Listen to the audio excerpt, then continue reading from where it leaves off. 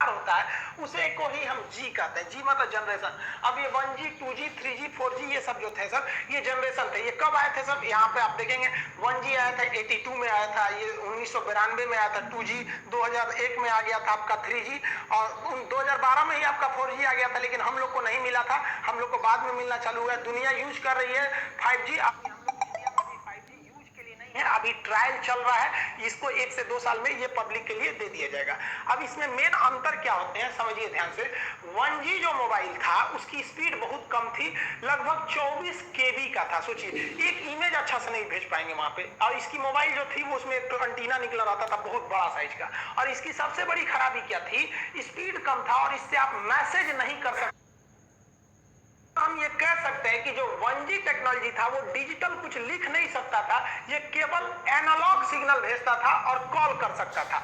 इससे सुधार के हम लोग लेके आए लोग 2G को, और ये 2G 1990 के दशक में आया था और इसकी स्पीड 64 केबी पर सेकेंड की थी। तो स्पीड तो बढ़ ही गई, लेकिन उतना भी क्या केबी में स्पीड दे रहा है, कौन सा स्पीड है। लेकिन इसकी एक और खासियत क्या हो गई कि ये वॉइस तो करता ही था, इसके साथ साथ यहाँ देखिए मैसेज का साइन है, आप इससे मैसेज भी लिख के भेज सकते थे, हाय हेलो। और याद कीजिए आप वो टाइम जब एक मैसेज करने का 1 रुपया लगा करता था, तो इससे मैसेज भी कर सकते थे। इसके बाद जब आया 3G, तो पहली 3G जो थी वो MB में स्पीड देना चालू किया, और इसका फायदा ये हुआ कि आप बात तो कर सकते हैं, मैसेज भी कर सकते हैं, साथ साथ आप इंटरनेट भी चला सकते थे, गूगल वगैरह सर्च करते थे। नोकिया वाला मोबाइल में पहले जो था टॉर्च चलता था, उसमें नेट थोड़े चलता था, इसमें एगो गेम होता था सांपवा वाला, इसे याद होगा आप लोग को। तो यहीं से आपका नेट का काम चालू हुआ और यहीं से यूट्यूब वगैरह देना चालू कर दिया। लेकिन इसकी खराबी क्या थी? 3G जो था उसमें यूट्यूब चलता था ना, बड़ी बफरिंग करता था, देखते होंगे तो गोल गोल घूमते रहता था,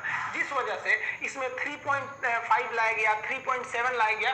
तो मतलब इसी से थोड़ा थोड़ा और सुधारा गया ताकि उसमें बफरिंग कम हो सके।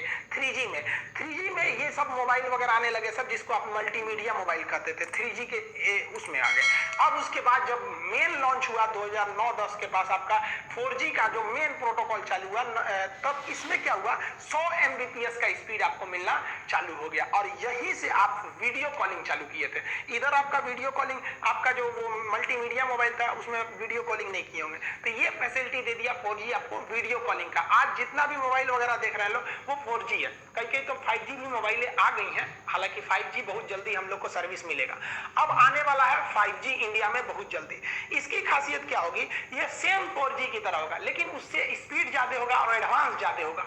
ये मोबाइल के साथ साथ दूसरे चीज को कनेक्ट कर देगा। आप अपने कार को अपने मोबाइल से कनेक्ट कर दीजिएगा ना, तो जैसे यहाँ मोबाइल में घुमाइए, उधर कार घूम रहा है, फ्रिज को कनेक्ट कर दीजिए 5G, तो फ्रिज में भी 5G टेक्नोलॉजी होना चाहिए। और दरवाजा खोलना है तो यहीं से खोल दीजिए, इन्वर्टर बंद करना है यहीं से कर दीजिए। आप पता चले आप मान लीजिए गए हैं दिल्ली, आपका घर है चेन्नई में, आप भूल गए कि इन्वर्टर तो बंद नहीं किया, तो 5G टेक्नोलॉजी दीजिएगा तो वो ऑफ हो जाएगा।